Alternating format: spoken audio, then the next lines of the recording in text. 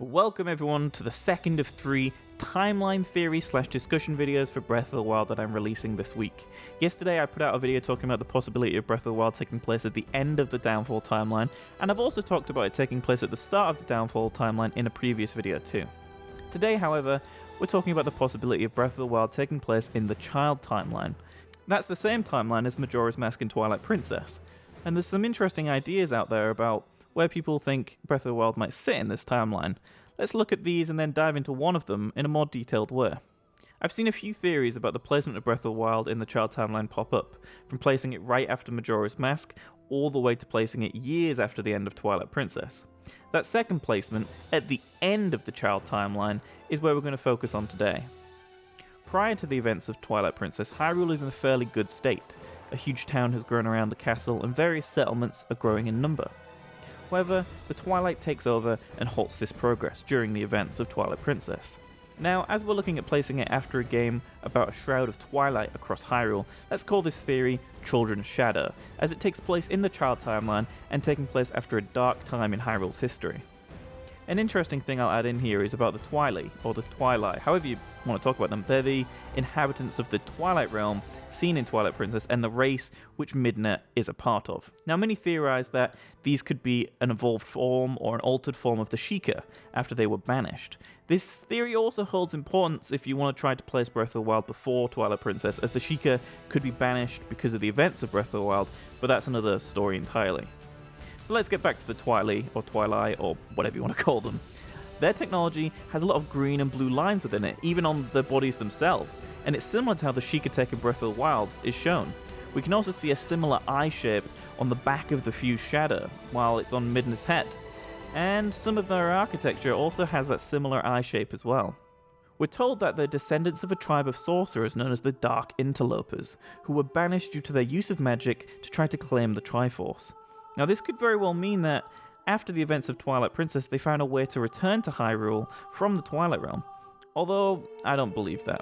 What could very well have happened is a sect of the Sheikah were these Dark Interlopers, and the Sheikah we've seen in the games brandishing the crying eye symbol are an offshoot, a separate group, who didn't want to be involved in these Dark Interlopers, so they went into hiding.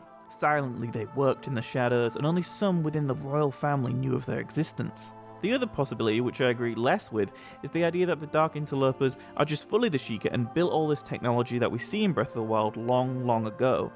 And it's seen as magic because it was just such advanced technology. They then put it all to rest and it lay dormant under Hyrule until the events of Breath of the Wild. But like I said, I'm less sold on that idea. Now we've talked about the Sheikah for far too long, let's move on to some of the biggest similarities between Twilight Princess and what we've seen in Breath of the Wild, which makes people believe it takes place after or around it. One is the design and the overall look of Hyrule Castle and the town around it. It is very similar, and we've seen a similar central fountain and the banners surrounding it that can be found in Twilight Princess in the trailers for Breath of the Wild. And another quick point is that a lot of people think that the Zora resemble the Twilight Princess designs the most out of all the other designs we've seen of the Zora. However, probably the biggest thing that has made people believe this is where Breath of the Wild takes place is this. This is a texture that was added / updated in Twilight Princess HD on the Wii U. It shows multiple races including Goron, Zora, and wait, that's the same bird race we've seen in the Breath of the Wild trailers, which we recently learned are the Rito. Well, yes, those Rito, but they are clearly quite different. All this image or texture would need would be the Koroks, and this would pretty much be an undisputable proof that Breath of the Wild takes place around Twilight Princess, and this texture is somewhat telling the story or some of the other inhabitants we don't see in Twilight Princess through this image. Others have also pointed out the similarity of landmarks such as bridges in Breath of the Wild, which could link it to a placement around Twilight Princess. The developers have also talked about this being a Hyrule which has been attacked by Ganon multiple times. So after Ocarina of Time, we do see Ganon in Twilight Princess, and he's also in Four Swords Adventures. So that is multiple times, but not nearly as many as the Downfall timeline. There are of course some arguments against this placement. Let's look at the Temple of Time in Twilight Princess. And now in Breath of the Wild. If they are the same building, then they can't take place near each other, the games that is, right?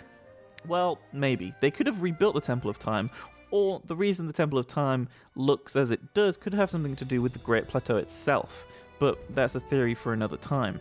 Some have also said that due to the drastically different geography, it couldn't take place around Twilight Princess because we already saw how Hyrule is connected in a big way in that game. However, largely different geography between Zelda games has been a thing for quite some time. Unless it's a direct sequel, Nintendo seems to shake things up to keep the world fresh. There are actually quite a lot of arguments that you could apply to this placement in the Child timeline as well as in the Downfall timeline, one of those being the Koroks, previously only seen in the Adult timeline, but I believe the Koroks are just an alternate or original form of the Kokiri. This is something that the Deku Tree talks about in the Wind Waker anyway. It also makes sense as we see them with the Deku Tree in the trailer, just as they were in the Wind Waker, so if they were to appear in another timeline, this is where it should be. Then there's the fact that the Zora and Rita are both in this game. Don't get me started on that. Some people have also brought up the fact that you can scan in the Wolf-Link amiibo and have him as a companion in the game, and use this as proof that it takes place after Twilight Princess. I'm not sure I agree, but I can't massively dispute the fact, but I would say it's more like a side feature, fun addition that Nintendo have added, you know, something fun that doesn't really reflect on the overall story or placement of the game in the timeline. So what do you all think? We're getting ever closer to the release of Breath of the Wild, and in no time at all, we'll all know where this game sits in the timeline. But until then, it's fun to speculate, theorize, and debate where it may sit in the grander story of the legend of Zelda. Thank you all for watching. I'm so excited to find out more about Breath of the Wild on March 3rd. Check back tomorrow for a look at the possible placements of Breath of the Wild in the adult timeline, and the arguments brought up as to why it could or couldn't take place there. Thank you all for watching. See you then.